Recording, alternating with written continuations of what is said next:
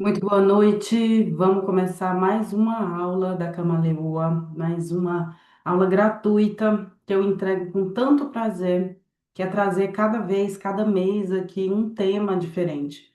E esse tema é um tema que eu gosto muito, porque ele foi o primeiro tema que eu criei, mesmo antes da Camaleoa nascer. Ele era praticamente o nome da minha mentoria, que é a Travessia, esse caminho de volta para si, porque foi uma trajetória que eu passei, que eu percebi o quanto que era um padrão que podia também ser vivido por outras mulheres. E a gente passa por isso, a gente passa por travessias. Em algum momento de nossas vidas, a gente pode deparar com essa necessidade de fazer um caminho de volta para nós mesmos, né?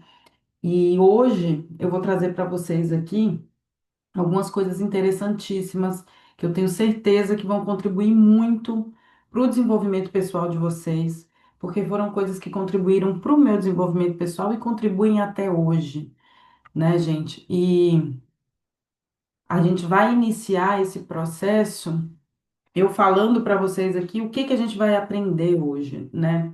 Quando a gente fala de travessia, a gente precisa entender também, ou primeiramente, a reconhecer o que que é realmente uma travessia, o que está sendo um chamado para a gente atravessar e o que que é uma fuga, na verdade, né? Aparecem muitos caminhos na nossa vida, diversas vezes aparecem oportunidades, caminhos e momentos de encruzilhada, né? Momentos de mudança, e a gente precisa entender se esses caminhos que estão se apresentando, o que que eles têm por trás realmente, aonde eles vão nos levar, né? E aprender a fazer a travessia é aprender também a interpretar esses caminhos, esses sinais. Então, também é saber transformar o que que é sofrimento em movimento, né? Até onde que a minha estagnação não está sendo um sofrimento que eu estou postergando ou se é realmente um momento de parada necessário, né? Mas até onde essa pausa favorece ou não o andamento do meu propósito. A gente vai ver ali o quanto que é comum para a gente ficar estagnado, às vezes achando que é um lugar tranquilo, que é um lugar correto de se estar, né? E a outra coisa que a gente vai aprender aqui, que é uma das mais legais para mim, é como encontrar esse mestre interior, porque a travessia é muito sobre isso, é sobre você aprender a guiar os seus próprios passos. Eu vou entregar para vocês aqui hoje, né? Vocês vão receber um mapa simbólico dessa travessia. Então, a gente faz toda uma síntese desse mapa, dessa travessia, né? De como andar nessa floresta. E as 6 etapas do método Camaleoa também, que está alinhado com toda essa caminhada de amadurecimento da nossa energia, né? Que leva a gente para essa nova consciência sobre o prazer, sobre a dor e sobre as escolhas que a gente faz na vida. Então, para começar, seja bem-vinda. Quem está chegando por aí vai se acomodando. Para começar, dando continuidade, né? Eu vou situar vocês sobre esse momento em que a floresta chama a gente, né? A floresta, ela é esse nosso arquétipo da aventura interior que é nos autodesenvolver, né? Então, essa travessia começa quando a gente entende que não basta só a gente desejar ter os nossos sonhos e ter uma certa boa vontade para realizá-los, né? É, tem um ditado que diz que de boa intenção o inferno está cheio, né? Mas não é só sobre isso, é porque ter só boa vontade e um sonho não define que a gente vá caminhar, ou que a gente vai desenvolver, ou muito menos que a gente vai levar o nosso propósito a algum lugar. Então, além disso, com a minha caminhada, eu entendi que eu precisava ter maturidade emocional para caminhar, porque vão acontecer coisas nessa floresta, vão acontecer coisas nessa travessia que podem desafiar a gente e podem nos congelar em algum lugar. Então a gente precisa ter maturidade para a gente continuar andando com o coração aberto. E apesar da trajetória ser variável, né, a vida ser inconstante, a gente precisa também manter os nossos pés enraizados, né? Então, se a gente não presta atenção nisso, a gente acaba ou congelando ou também ficando muito volátil o nosso caminhar, né? A nossa vida, pela imprevisibilidade que ela tem, pode nos levar a não enraizar nunca. E isso também não é o ideal, porque a gente perde um pouco o nosso pertencimento e a nossa conexão com coisas que são importantes para a gente, como o nosso propósito mesmo. Então a gente tem que entender e aceitar que os nossos desejos, eles são nossas bússolas. Mas não somente segui-los a ferro e fogo, né, a qualquer custo. É compreender esse desejo e com os pés muito bem fincados e com o coração aberto, saber interpretá-lo e saber atendê-lo ou não, né? Então, a floresta, ela é esse arquétipo também de mundo que nos traz esse contato com o nosso reflexo, né? E aqui a gente vai entender que a floresta é esse mundo, é o mundo que a gente vive, é o mundo real.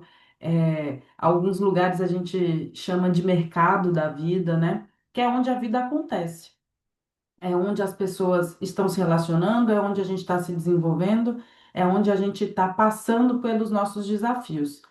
Então, muitas vezes, esse mundo é entendido, assim como a floresta, né, como denso, como um lugar que depende do nosso instinto, né, um lugar misterioso também, que é repleto de enganos, de armadilhas, como um labirinto mesmo, em que a gente precisa ir aprendendo a lidar e a se movimentar, né?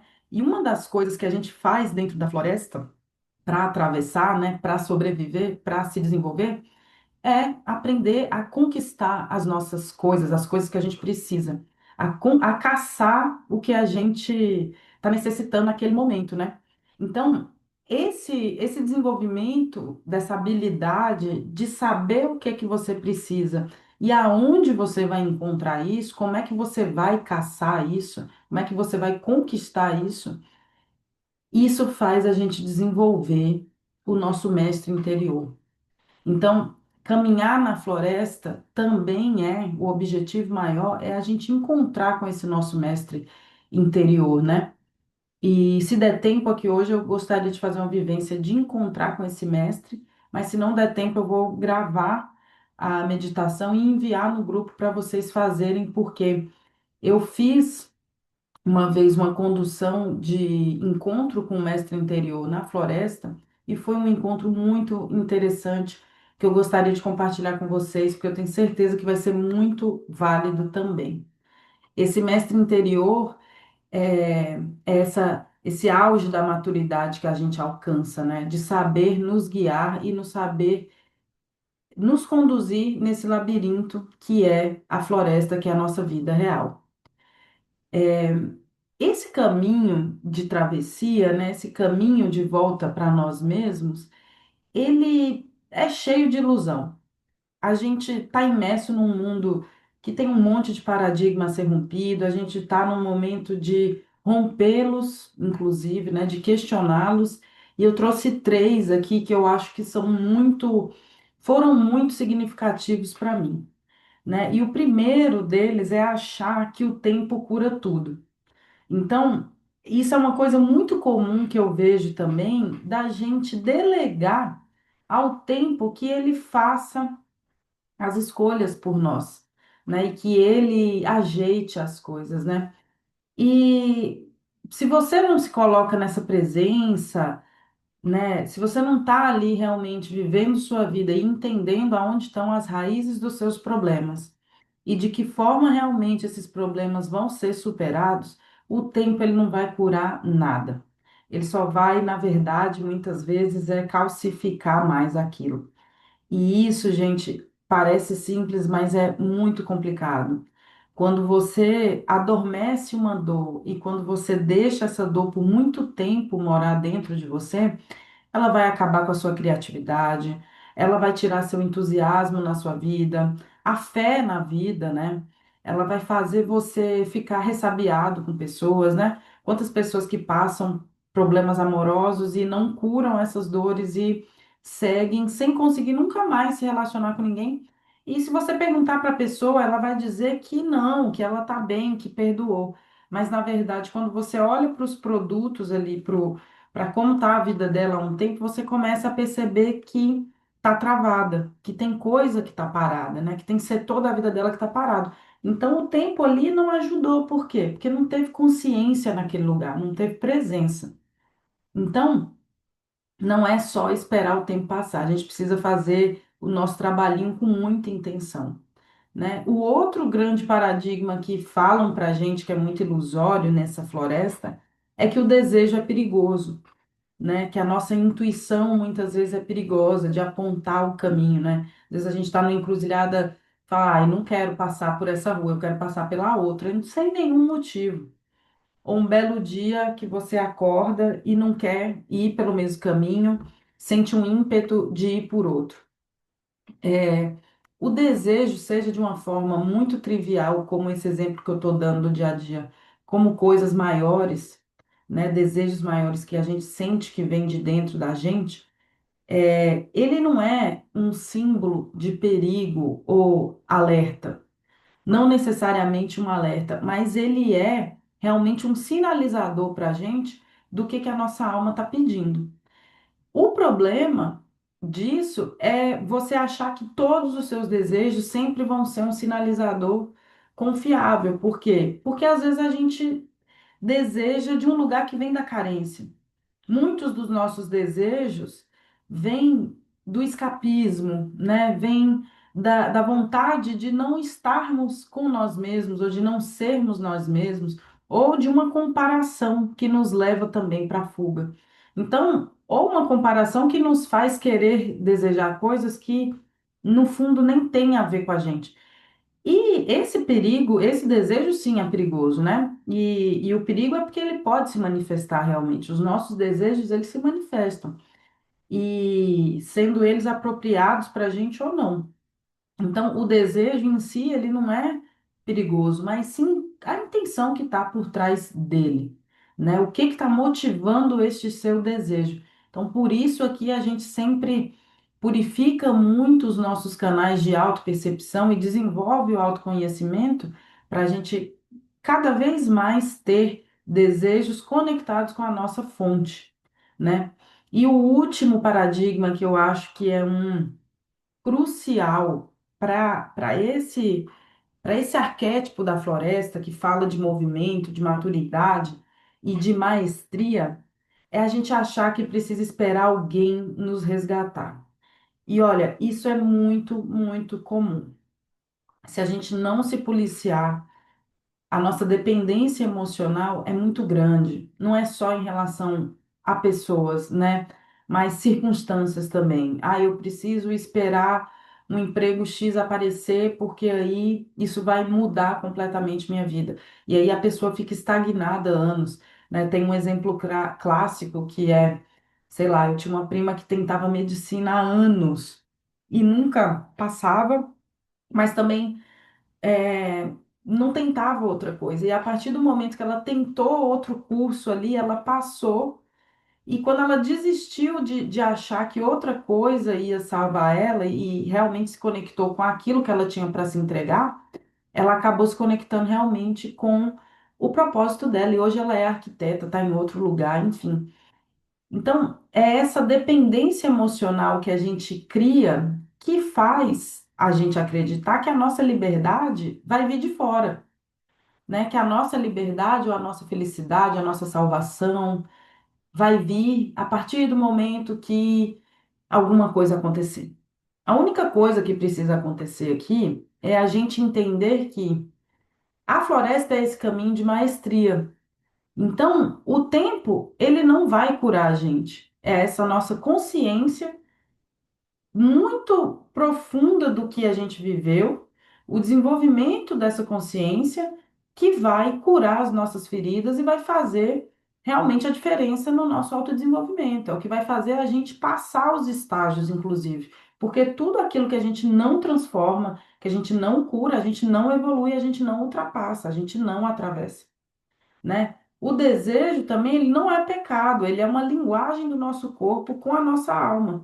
Então, ele é essa conexão do que o nosso espírito realmente está vibrando naquele momento e querendo manifestar na matéria. Ele é um termômetro muito interessante da gente olhar sem condenação, sem julgamentos, porque ele pode trazer para a gente informações muito preciosas do nosso inconsciente.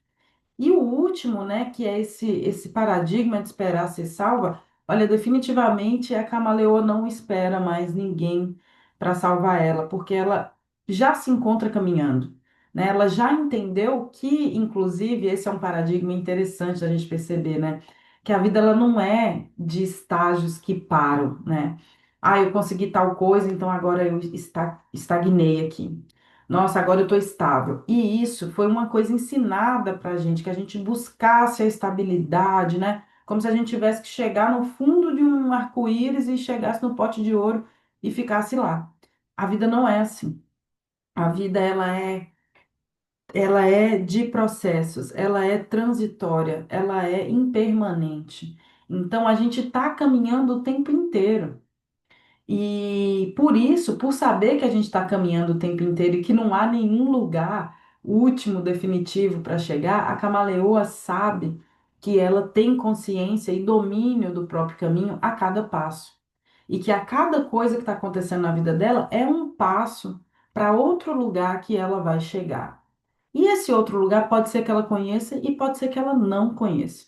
Porque o que importa mesmo vai ser os passos, os acontecimentos, os processos que vão fazer ela caminhar. E não exatamente aonde ela vai chegar. Aonde ela vai chegar não é o mais importante, né? E muitas vezes a gente não caminha, a gente se desconecta do movimento da vida porque a gente não tem claramente aonde chegar.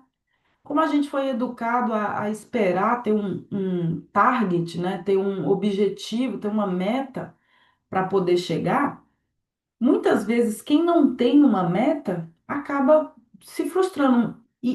Por quê?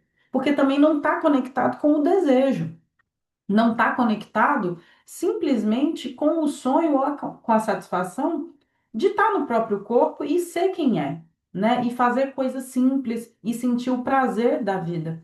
A pessoa acha que ela tem que ter um projeto muito maior para caminhar e levar ela para frente, né? E aí, se ela não tem esse projeto objetivo, ela para.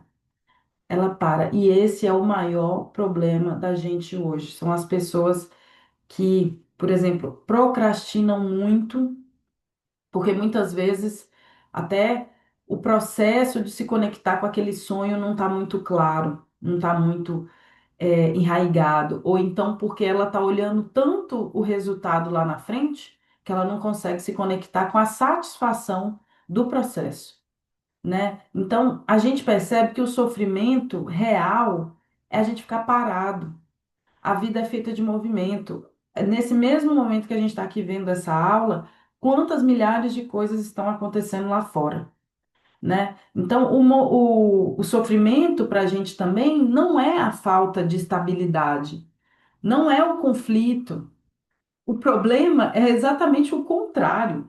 É você ficar parada, é você alimentar essa mesmice, alimentar uma vida muitíssimo previsível e que acaba fazendo você repetir ciclos, seja diariamente, seja todo ano, né? E aí você acaba vivendo num mundo completamente previsível e artificial, que é um mundo que você por ser repetitivo, isso é contra-intuitivo, isso é contra a nossa essência natural.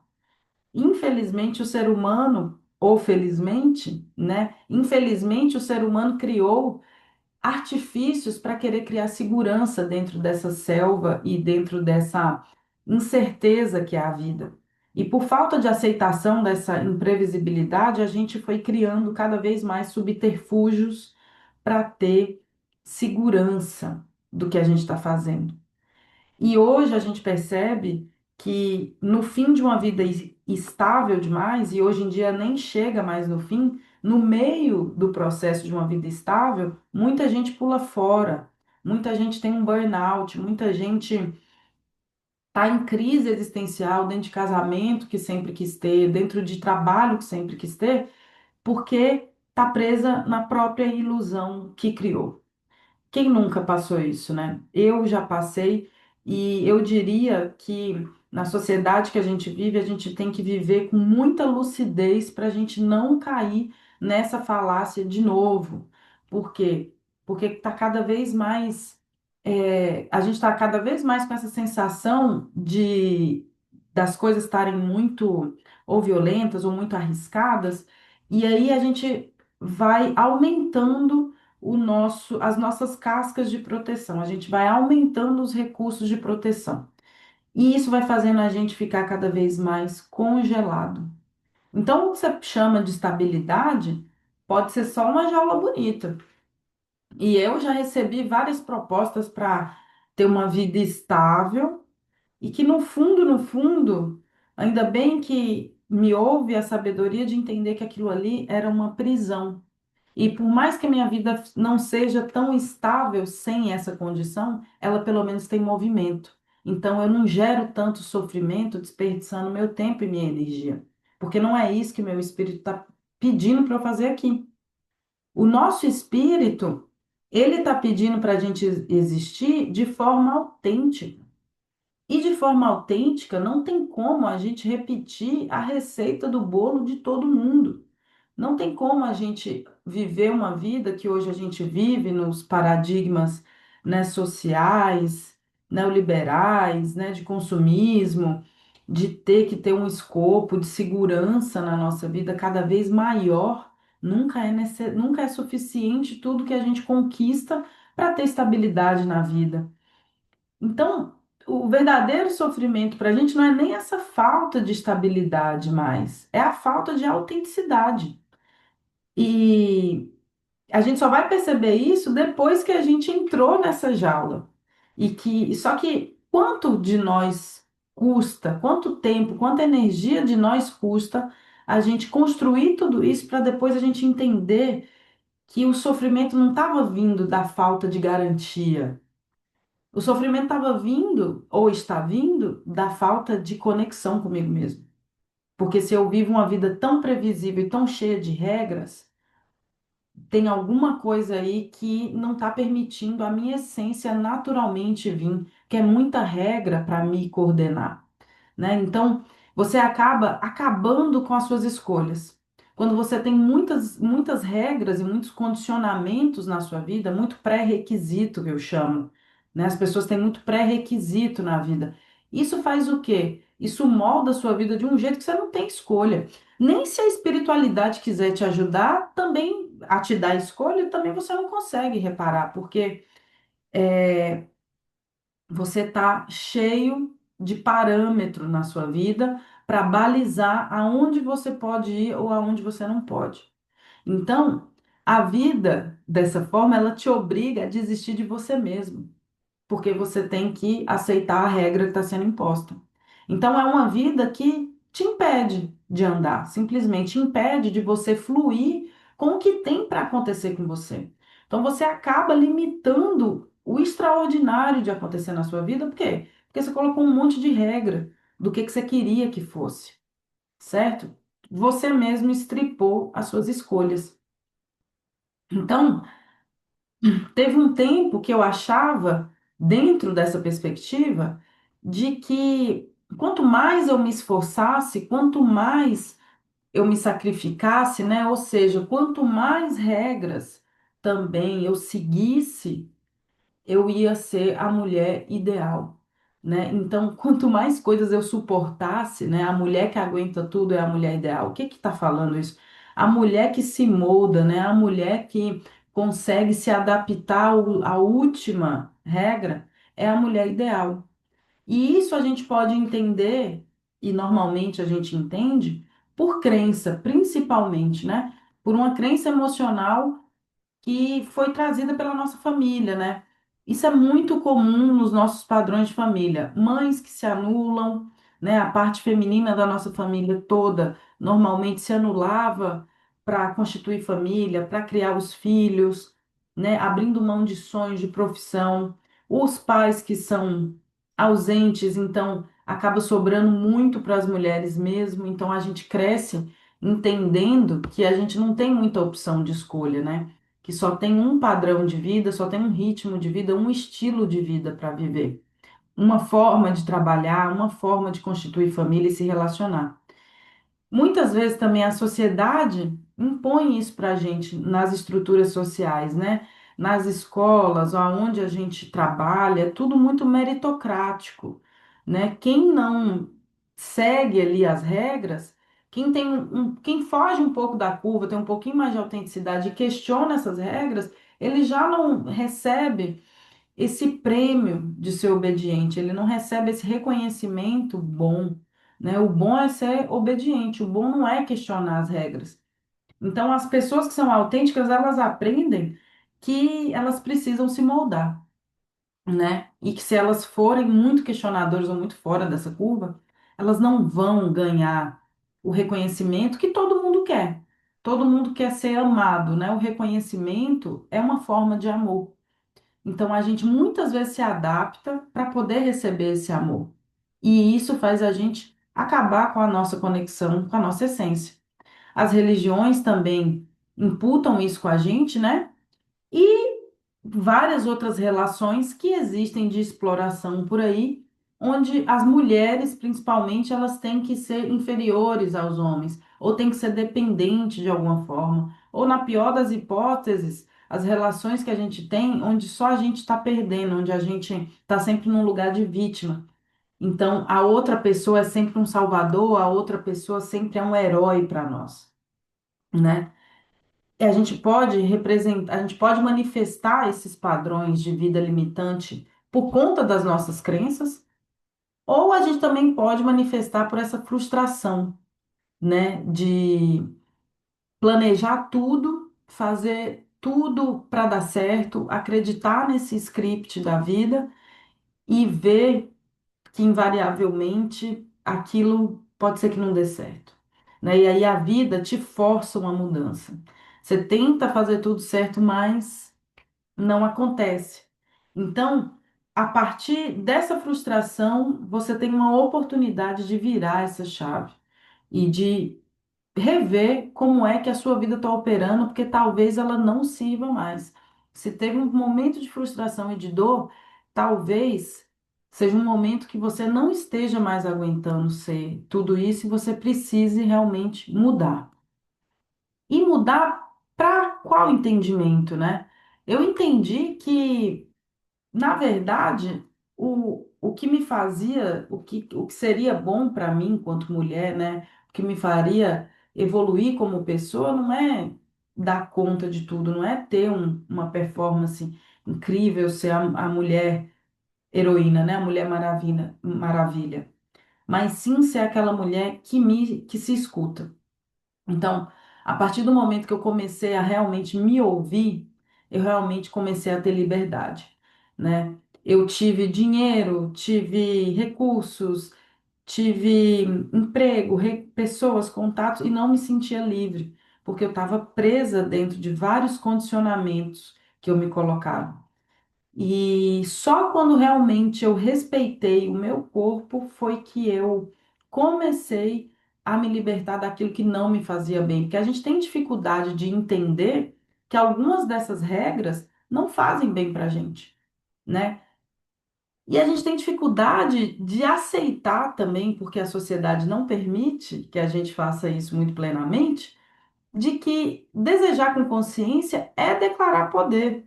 E mulheres declarando poder, gente, é ameaçador. Então ninguém vai querer que a gente carregue, ostente tanto poder assim. Logo, a gente também acaba refutando o nosso desejo.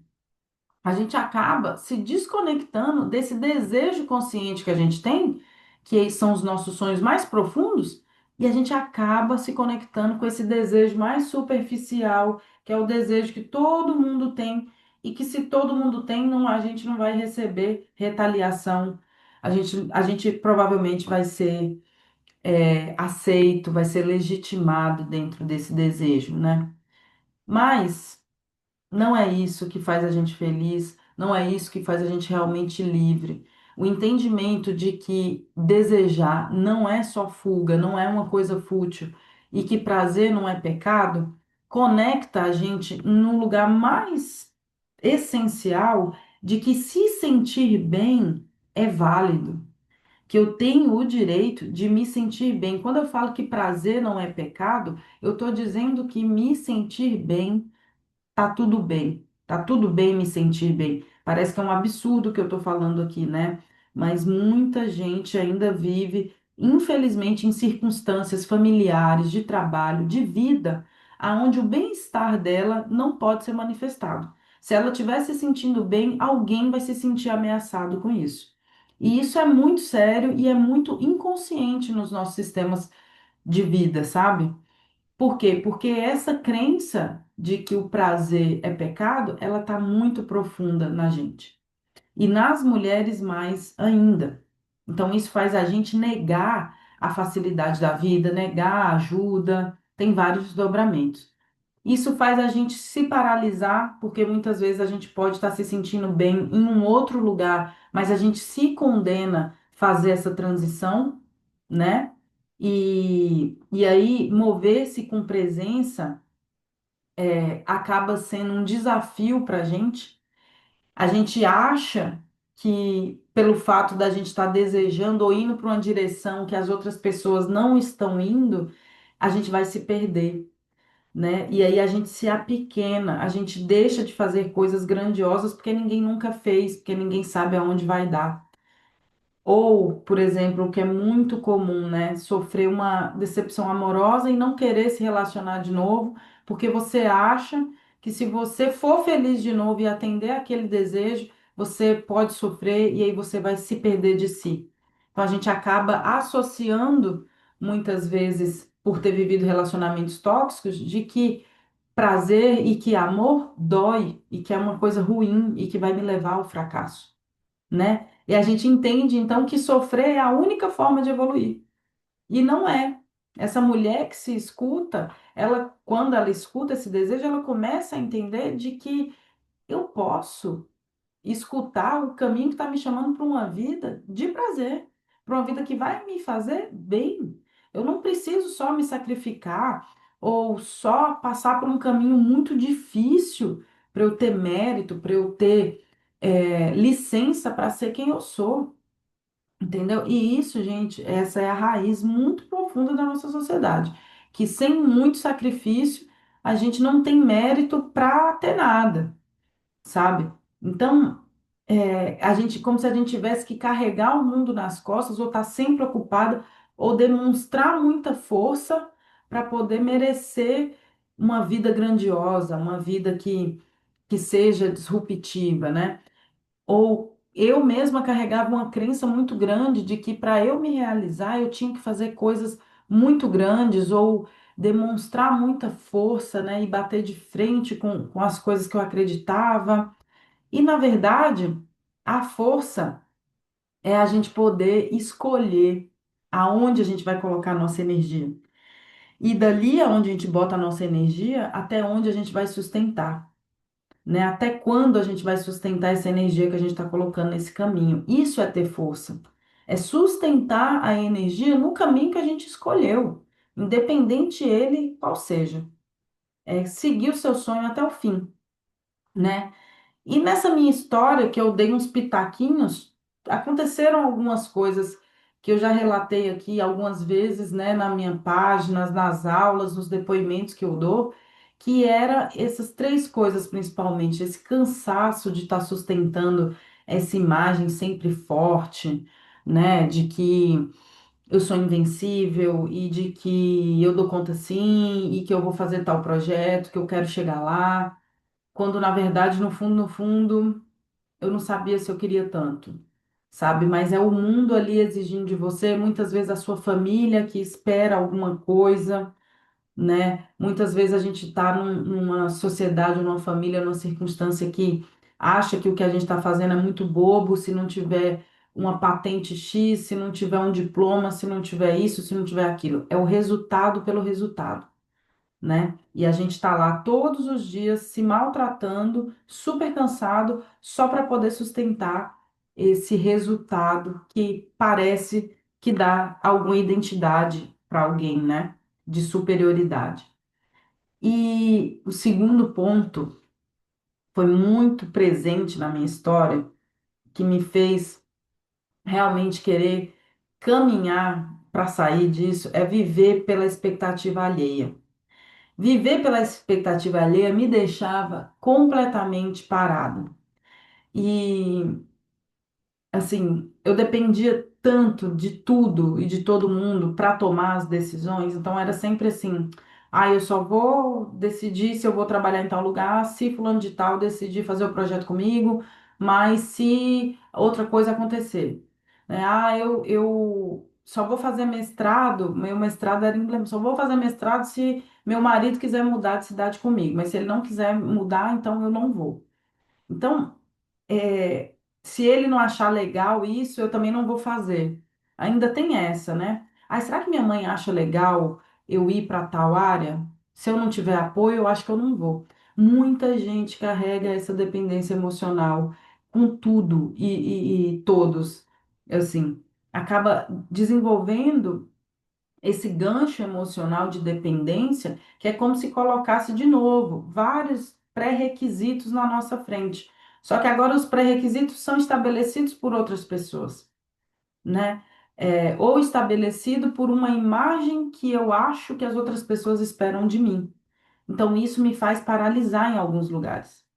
E isso pode estar atrelado também a um perfeccionismo espiritual, que é, eu acho que uma das crenças mais duras da gente lidar, né? Que é achar que a espiritualidade está esperando alguma coisa da gente, né? Ou achar que uma conduta espiritual é uma conduta X. Eu tenho que ter um comportamento assim para eu merecer a bênção. Ou então, se a minha vida está de tal jeito, é porque eu não tenho proteção, é porque eu não estou sendo abençoada.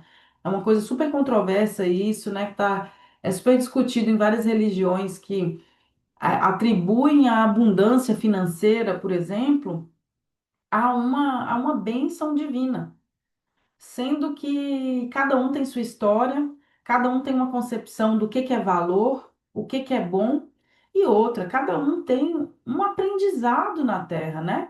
Muitas pessoas vão passar pela Terra sem serem ricas.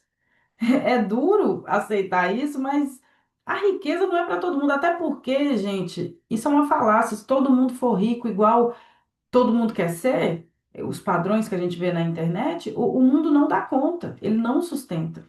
Então, essa imagem de que ter muito, muito dinheiro e ostentar, né, um padrão de é sinal de vida perfeita, né? Assim como eu ter, eu sou sempre uma pessoa muito harmônica, então minha vida espiritual tá sempre ok. Isso não quer dizer, não. Isso não quer dizer nada. Se fosse assim, Jesus Cristo não teria sido apedrejado, né? Porque a história dele não foi perfeita espiritualmente. E ele era uma pessoa elevadíssima que teve uma história completamente fora da curva, né? Se a história dele fosse perfeita, ele seria um mestre ovacionado e não uma pessoa que foi crucificada e torturada na frente de todo mundo, né? Então, pelo contrário, esses três paradigmas que eu trago aqui, essas três crenças, elas me levaram à floresta, a atravessar a floresta, porque foi para romper elas, foi quando eu decidi romper isso, foi quando isso se tornou insustentável para mim que eu percebi que eu precisava andar, que eu precisava me mover para outro lugar. E nessa mudança, essa mudança me levou à primeira grande coisa que é louvável demais para mim e para quem consegue fazer isso. Eu fico sempre muito feliz de acompanhar pessoas que conseguem entender isso, que é superar o autoabandono.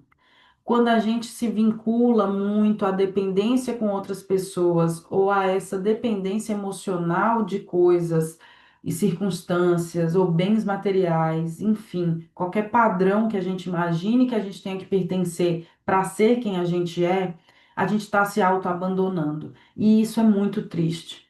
Isso é uma das coisas mais profundas que o ser humano passa e que é até difícil dele diagnosticar. Eu digo isso de cadeirinha, porque quando eu fiz esse processo de entender aonde que eu tinha me abandonado, não era nas primeiras coisas, nos primeiros sintomas, era muito mais atrás. E a gente faz isso porque a gente sempre tem muita regra para seguir. Então, nesse autoabandono, a gente vai perdendo a clareza do que são os nossos desejos. E a gente também vai perdendo a conexão com esse fogo divino, com o nosso espírito, e a gente começa a se alienar do nosso propósito, do que a gente veio fazer aqui, do nosso destino, sabe? E a gente começa a ter outros desdobramentos, como doenças psicológicas, doenças físicas, enfim. E essa confusão mental de não saber com clareza qual que é o nosso desejo, qual que é o nosso caminho, o que que eu estou fazendo aqui. Então, a partir do momento que a gente começa a se ouvir e caminhar em direção a nós mesmos, né, em caminhar, em romper com essa necessidade de estar com o outro, de estar sendo acompanhada pelo outro para a gente poder ser pleno, a gente começa a ver com mais clareza o que que a gente quer.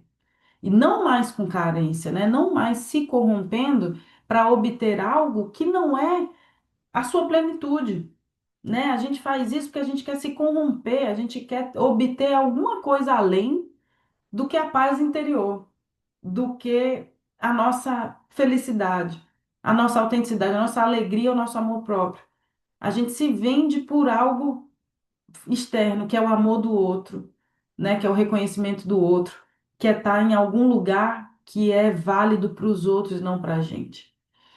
E a última coisa que eu aprendi nesse caminho, que foi desejar com clareza, a partir do momento que eu estava comigo e que eu não me abandonei mais, é que a espiritualidade também ela não se tornou mais um canal de fuga, como muitas pessoas tratam realmente a espiritualidade, né?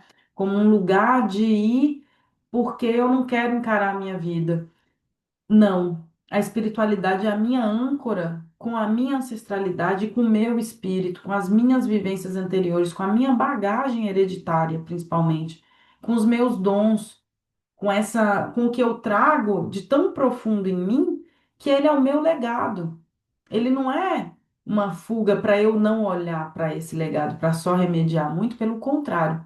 Ele é exatamente a conexão com esse meu legado. Espiritualidade, ela é essa nutrição que a gente precisa da nossa raiz mais interior, da nossa conexão mais profunda com o significado da vida mesmo, para a gente poder continuar andando. Esse caminho que eu proponho com a Camaleoa é muito sobre isso, é esse caminho inovador da gente não é se adaptar a tudo, sabe? Mas da gente saber ter a sabedoria de em que momento que eu devo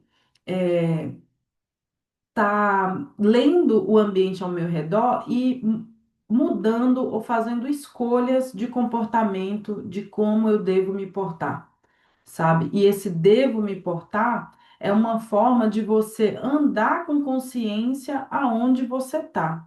O dever me portar é uma escolha consciente do que eu tenho de como eu posso caminhar no mundo, me poupando de coisas que vão ameaçar minha integridade física e moral, né?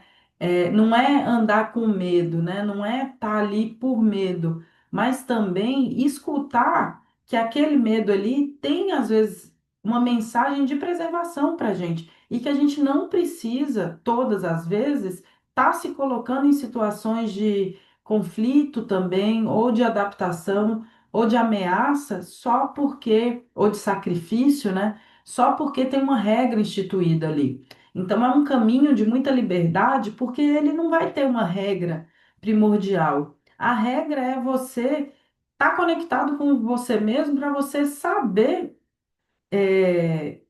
o que que é essa casa, o que que você precisa naquele momento.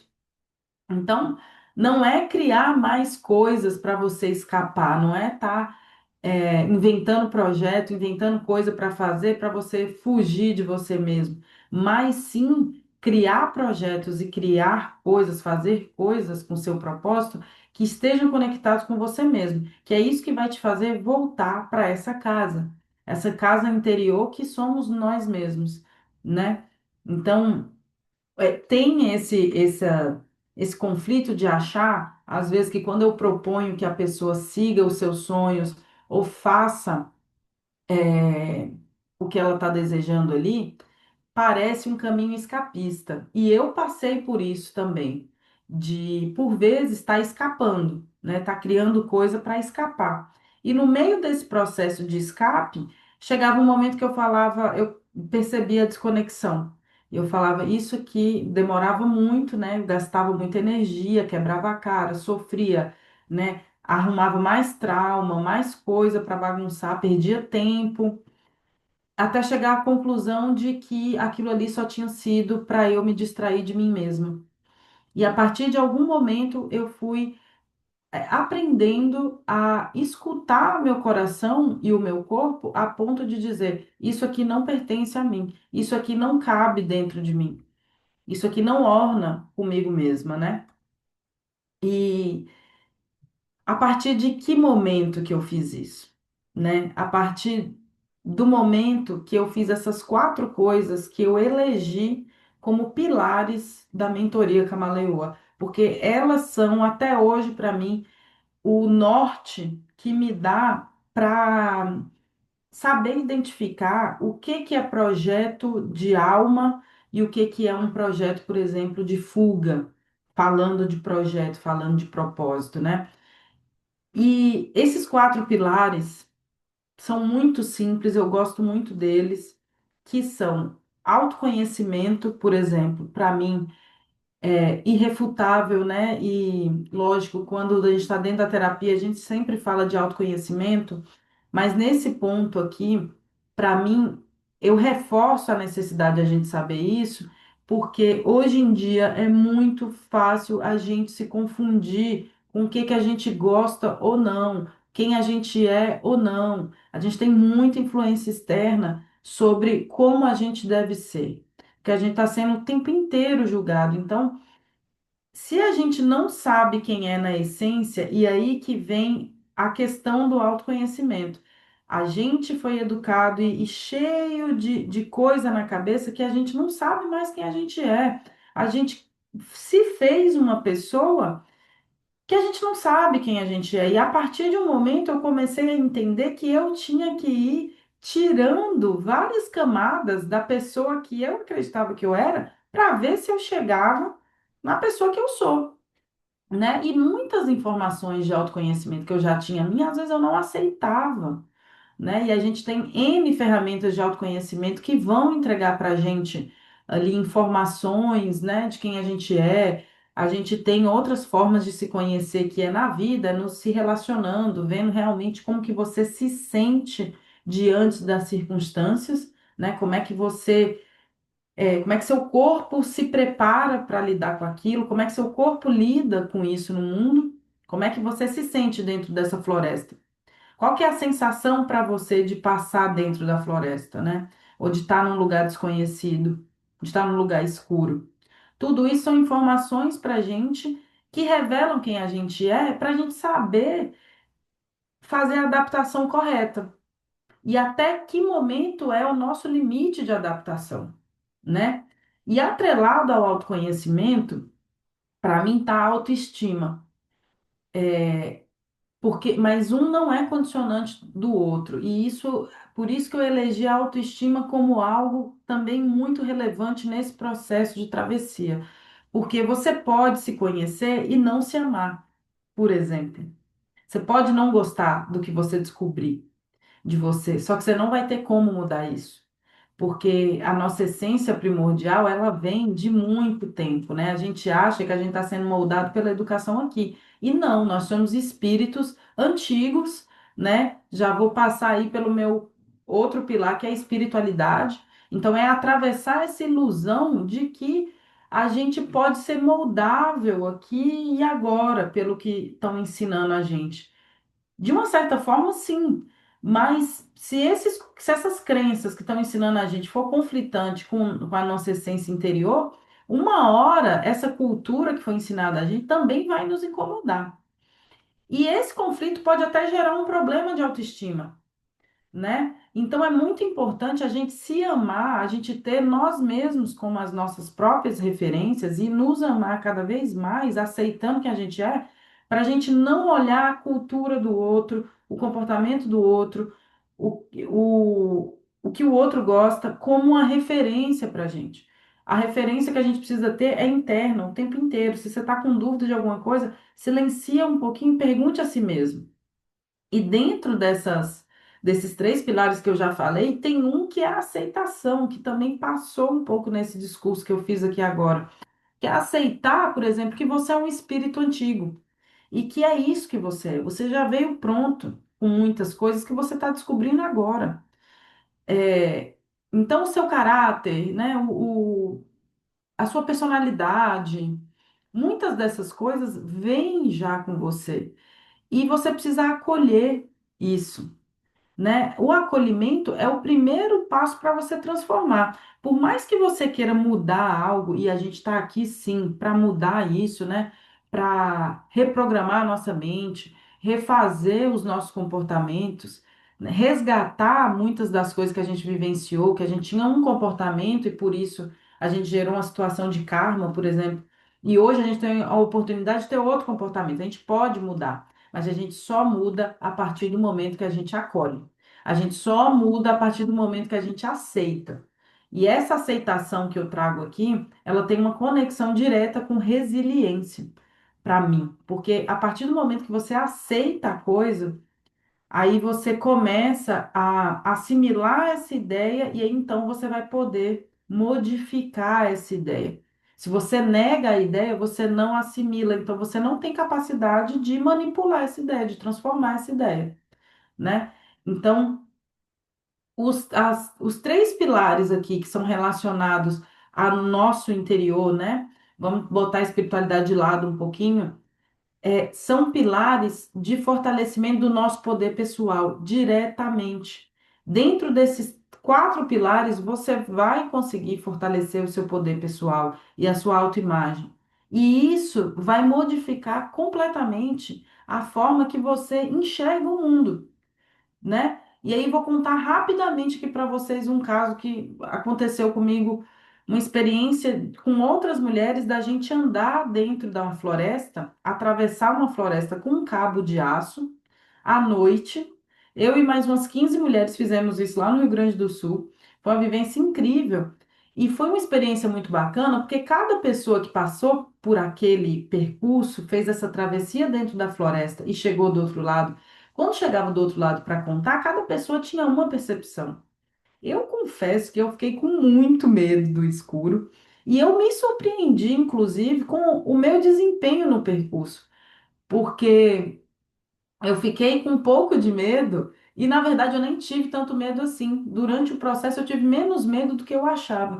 Ou seja, a gente às vezes é muito mais forte do que a gente consegue perceber que a gente é. E, no entanto, tinha uma amiga minha que era super corajosa, que era super aventureira e tal, e ela teve o maior problema para passar. Ela. Demorou pra caramba para fazer a travessia, né? Assim, então, cada pessoa achou o caminho muito longo, né? Para ela foi tudo muito difícil, complicado.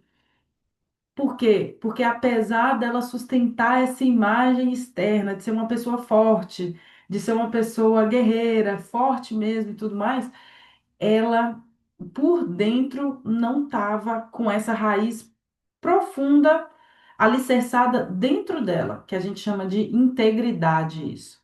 Quando a gente fala dessa raiz profunda com o solo, com o aqui e agora, é a gente estar íntegro com a gente mesmo. Ou seja, a gente confiar na gente mesmo. A gente se conhece o suficiente, a gente se ama o suficiente, a gente confia o suficiente no que a gente conhece e aceita.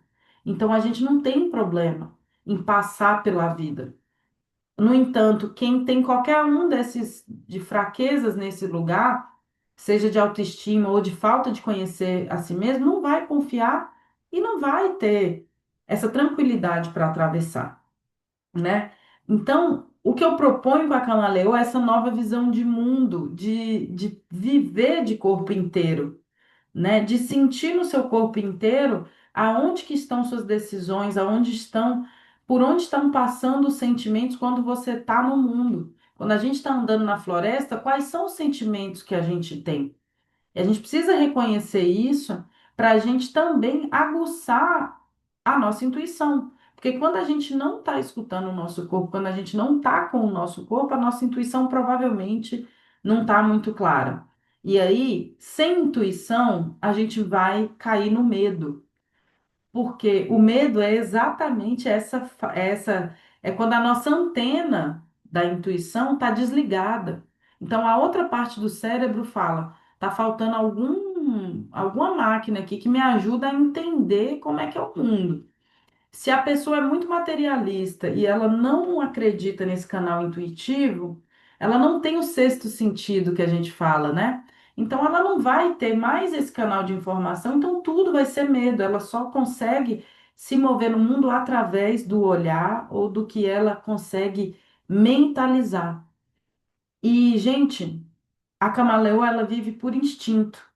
É uma sabedoria instintiva de se adaptar sem se perder e sem necessariamente ter que acreditar em tudo, ou saber tudo, ou conhecer tudo para poder se mover, né? Porque se a gente esperar ter mentalmente conhecimento de tudo para a gente sair andando no mundo, a gente paralisa. Foi o que eu disse até agora.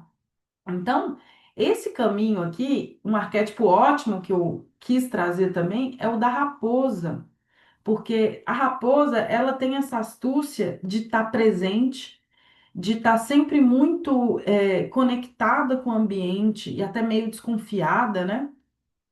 Por quê? Porque ela é instintiva. Ela não lê só o que ela está vendo. Ela lê também as entrelinhas. Aquilo que não é dito, aquilo que não é falado, que não é demonstrado, também é informação. E no mundo que a gente vive hoje, é uma informação riquíssima. Por quê? Porque cada vez mais as pessoas mostram o que elas querem e no fundo não é aquilo a verdade, né? Então, a inteligência artificial está aí para provar para a gente que o que a gente vê, a gente não pode confiar. A gente tem que ter uma sabedoria maior. A gente tem que ter né, uma malícia maior de não se iludir com os atalhos, por exemplo, né? E mais para esse instinto que tem a ver também com a afinidade, né? Quando a gente fala que a intuição é instintiva, é esse canal da gente de afinidade, porque a gente tem uma antena que bate ali. Bateu naquela pessoa, naquele caminho, eu vou receber uma informação de resposta, né? Do campo energético, né? Por isso que o pilar espiritualidade está na mentoria. Se você não acredita em frequência, não acredita em espiritualidade, você não vai confiar na sua intuição, né? E o que eu quero ensinar aqui para você é que você não só descubra que você pode fazer isso, mas que você também aprenda a fazer isso, para que você não tenha que me perguntar ou você tenha que perguntar para outra pessoa toda vez o que que ela acha, o que ela te mostre. Não. Você vai se instrumentalizar a ponto de você poder desenvolver o seu canal interno que vai bater no seu caminho e vai receber a resposta e no seu corpo, não é no meu. O significado está no seu corpo do que é bom para você. Nem eu posso dizer para você que aquela resposta que está vindo no seu corpo é A ou B a interpretação. Tudo depende do seu sistema de crença interno. Então, se você bate ali, por exemplo, por isso que a gente não gosta todo mundo da mesma pessoa. Tem gente que bate o santo com uma pessoa e que não bate com o outro.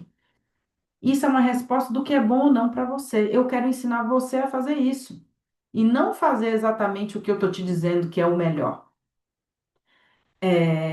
E nessa jornada, eu mapeei, eu desenvolvi, eu canalizei, na verdade, 6 etapas que são de amadurecimento da nossa energia espiritual e desse nosso aparelho, dessa nossa capacidade cognitiva, espiritual, transcendental de ler a vida. São 6 etapas que a gente vai desenvolvendo as nossas habilidades. Eu vou entrar em detalhes nelas, mas aqui está escrito para a gente ver o resumo, que são as vulnerabilidades, as potencialidades, as oportunidades, adversidades, e aí a gente entra em duas etapas posteriores, que é a transformação e a manifestação. Vou falar com detalhe aqui para vocês entenderem melhor. Na nossa primeira etapa, que é a entrada na floresta, a gente vai lidar com a nossa vulnerabilidade. E aqui, eu, de cara, no nosso primeira etapa, para a gente lidar com essa vulnerabilidade, eu preciso acender de novo esse seu fogo primordial para você iniciar essa conexão com o chamado da floresta, com o chamado da vida, com o chamado do mundo, né? O mundo está aí, a gente é adulto, a gente precisa ir viver e a gente precisa estar conectado com o nosso fogo interior, com o nosso espírito, para a gente saber lidar com as nossas vulnerabilidades. Então aqui começa o chamado, aqui começa a entender o que que você precisa mudar. Dentro das vulnerabilidades tem sete atributos que a gente vai investigar qual é o grau de desenvolvimento ou de estado que estão essas suas vulnerabilidades. Por exemplo, uma vulnerabilidade é o luto, que é uma ferida muito comum. Então, a gente consegue detectar se o luto está influenciando muito a sua vida ou não. E de que forma esse luto pode ser melhor equilibrado ou mesmo eliminado da sua vida, né? Ele é um incômodo que provavelmente vai impedir você de andar, impedir você de ser pleno com seus sonhos, né? E de oferecer tudo para esse mundo. Nessa primeira etapa, a gente tem os desafios mais primordiais, poderia ser o chakra básico aqui, e por isso que eu começo já acendendo ali o kama, que é o fogo primordial do nosso desejo, que os desafios estão atrelados à insegurança, ao medo, à confusão. A gente atribui isso ao chakra básico. E o aprendizado aqui é aceitar, então, o desejo como bússola, ou seja, a partir do momento que você acende o seu desejo de novo e aceita de que o que ele está te mostrando é uma bússola necessária para você, a gente começa a andar para as outras partes. Porque se você não aceitar o seu desejo, cara, você está negando a si mesmo.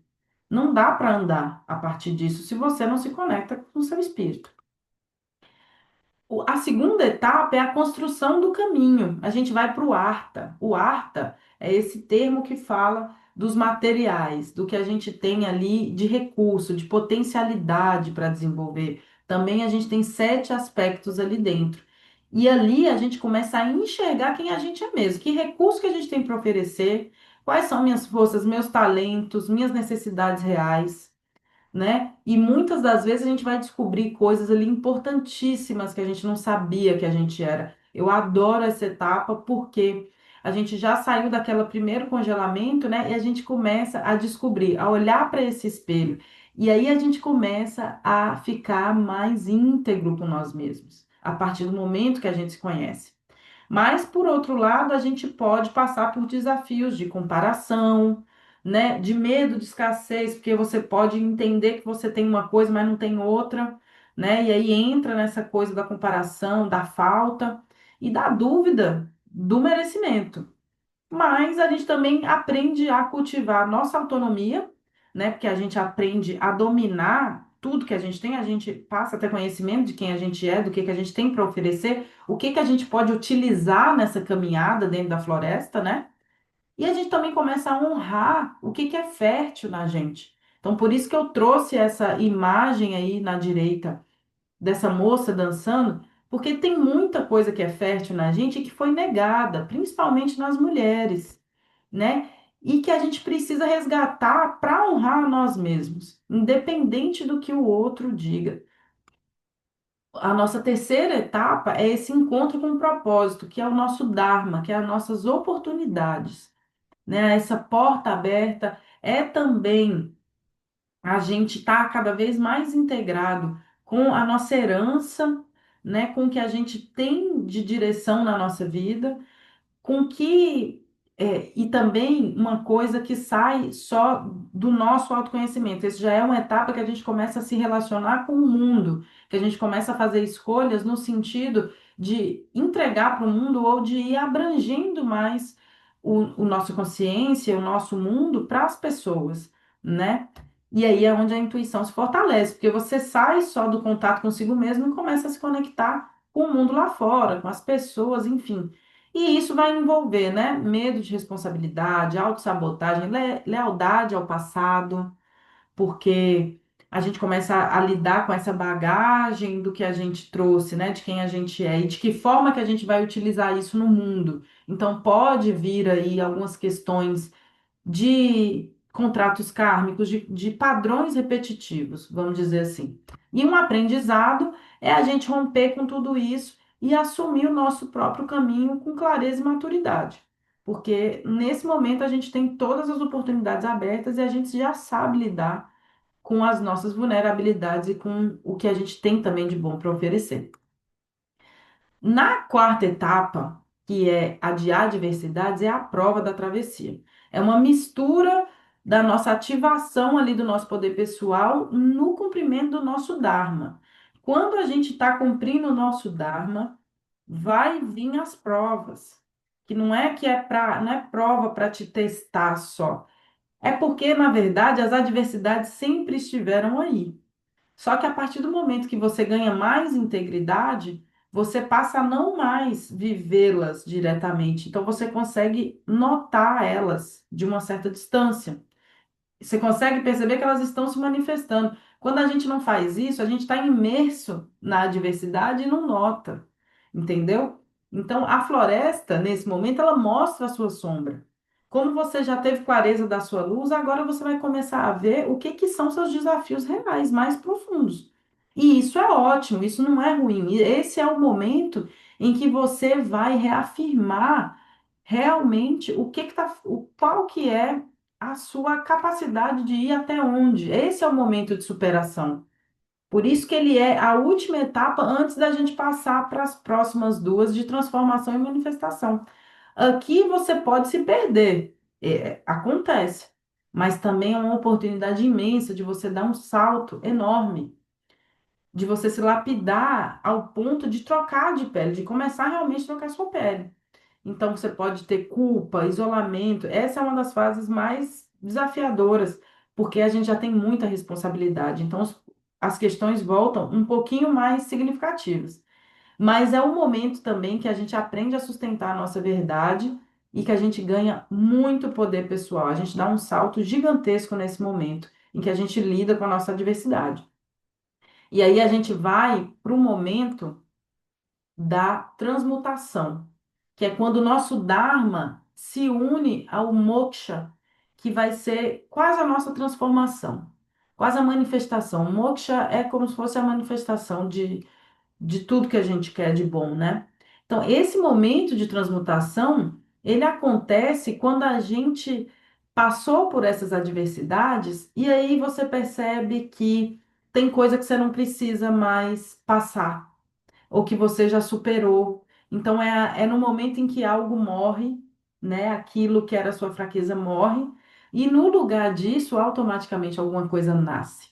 E é esse nosso espírito renovado, é essa ligação com realmente com a nossa mudança de espírito, né? E isso é um processo, né, gente? É uma fase, não é que se dá assim. Ele pode até se dar assim de uma certa forma, porque a gente vai desenvolvendo e chega uma hora que a gente muda de frequência, mas ele vai ainda se desdobrar um bom tempo na nossa vida. Então, vai ser um processo de deixar para trás várias coisas, né? De integrar a nossa sombra e de aprender a ser inteira, não perfeita. A gente vai continuar lidando com as nossas adversidades, com as nossas vulnerabilidades também, porque elas fazem parte. Mas a gente vai saber transmutar isso.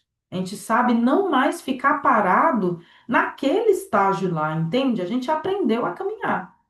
Então, esse momento também é muito desafiador, é deixar o nosso antigo eu para trás e ir para a nossa liberdade real. A gente está quase ali na boca de sair da provação que a gente estava passando, sair da floresta, vamos dizer assim. E esse momento é o momento que a gente aprende a confiar na nossa regeneração. Então, a gente por vezes acha que não está mudando, que não está passando, que as coisas não estão melhorando, mas na verdade, quando a gente vê e vê que as coisas passaram, a gente sai de lá como uma fênix, completamente renovada. E nesse momento a gente vai para essa manifestação que é o moksha, que é a libertação, a atualização geral do nosso sistema e de toda a nossa vida que está sendo transbordada na nossa frente. Então já é a manifestação dessa nova realidade, né? E nessa manifestação de novo ser, de nova realidade, a gente vive com mais coerência, a gente tem mais consciência dos nossos desejos e até onde a gente deve ir com esse desejo ou não. E a gente sabe quais são os desejos legítimos ou não. Muito provavelmente, os desejos que não são legítimos, você já desprendeu deles e só fica realmente a sua missão, o seu propósito. Então, você se torna guia de si mesmo porque você sabe para onde você está indo. Então, nada mais que está aqui ao seu redor tentando te confundir, você não vai. Você sabe como lidar com isso, porque você tem muita clareza de onde você está indo. E automaticamente, gente, pessoas que têm muita clareza e poder pessoal, elas vão se tornar inspiração para outras, porque o que o mundo está repleto são de pessoas perdidas. E, infelizmente, porque tem muita informação e as pessoas com esse tanto de informação e sem presença, sem fazer esse caminho de olhar para si mesmo, para a luz e para a sombra, né? Ela não vai ter esse alicerce tão forte com a sua integridade. A integridade ela é construída na aceitação do mal e do bem dentro da gente mesmo, né? Que também é esse casamento do feminino, do masculino, enfim. Então, é esse desafio de permanecer na sua presença independente do que estiver acontecendo fora, do que vier de corrupção do ambiente externo, você sabe para onde você vai. E isso te dá uma leveza muito grande, porque você não tem conflito mais. Você tem clareza. A única coisa que você precisa fazer quando algo chega para te conflitar com a sua verdade é se afastar disso, ou aceitar, né? Ou se desviar disso de alguma forma. Por quê? Porque você tem uma intenção clara e você tem uma alma nutrida. Então, isso faz você manifestar realmente o seu propósito na Terra e o que você veio fazer aqui. Na mentoria, a gente passa por essas 6 fases. E dentro de uma estrutura muito gostosa e muito autêntica que a gente criou juntos, assim, que eu fui desenvolvendo, muito também olhando as pessoas que eu tinha feito atendimento, quais eram os padrões mais comuns dessas pessoas que chegavam até mim, né? Então eu desenvolvi uma forma de cuidar dessas pessoas que é muito minha, né? Então a gente tem um diagnóstico individual que a gente vai construindo nessas 6 bases ao longo desses 6 meses de processo. A gente tem uma linha de estudos guiados que eu trago várias filosofias espiritualistas que vão embasando o nosso espírito desse conhecimento mais profundo, filosófico mesmo, que são bases que não mudam, né? São verdades imutáveis e para esses nossos tempos isso é muito relevante, né? Porque a verdade hoje é completamente deturpada. Então a gente precisa ter linha de estudos muito bem ancorados também na verdade, né? Numa egrégora de luz. Então, eu trago toda essa influência que eu vivo aqui para a mentoria também, porque é fundamental que vocês saibam disso. A gente tem encontros ao vivo quinzenais e particulares, né, que são os nossos atendimentos aqui, tete a tete, eu e você, individuais, onde a gente entra na sua energia para a gente saber como é que está a sua evolução mesmo. Então, é um acompanhamento muito fino, muito próximo, né? Por isso ele traz resultado, porque é um acompanhamento fidedigno realmente da sua energia e do seu momento aqui e agora, né? Eu não vou te passar uma coisa e fazer você se desenvolver e se auto-mentorar. Não, eu vou estar junto com você, passando por esse processo. E junto com a gente, nesse trabalho individual, a gente tem uma comunidade em transição, tem outras pessoas também passando por isso, e eu considero isso importantíssimo. A gente está em egrégora, a gente está com outras pessoas que estão passando a mesma coisa, é muito acolhedor, é muito importante. E quando a gente tem, então, nós mesmos bem íntegros, junto com outras pessoas que estão com o mesmo interesse, que têm a mesma afinidade, sabe? A gente tem uma jornada para atravessar esse caminho de ilusão com muita segurança. A gente sabe o momento de se adaptar E por afinidade, a gente sabe o momento de se mover, a gente sabe o que escolher, a gente sabe aonde a gente deve se modificar, se adaptar ou não, né? Então, esse chamado é o chamado que a floresta faz para gente, que o mundo faz para gente, que a vida faz para gente. Se você sentiu que alguma coisa disso aqui que eu falei faz sentido para você e que é uma verdade para você, é porque você já está pronto para passar por isso. E muitas pessoas estão esperando esse chamado há muito tempo, muitas pessoas estão ansiando, não sabem por onde começar. Eu apresentei aqui para vocês agora um caminho, né, de 6 meses, com 6 bases muito bem delineadas, onde a gente vai fazer esse processo acontecer, com muita segurança, com base e com certeza de que você vai descobrir muitas coisas daí, que você vai estar mais conectado sim com a sua chama divina, com o seu eu interior e com seu poder pessoal, que para mim é o mais importante para você se conectar com a sua verdade. Então, você não precisa fazer isso sozinha. Esse caminho foi mapeado por mim.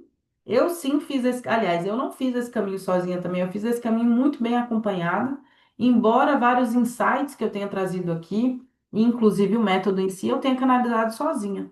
Mas tudo isso é uma sabedoria que está aqui, ó, que está ao nosso redor e que a gente pode canalizar para a nossa vida.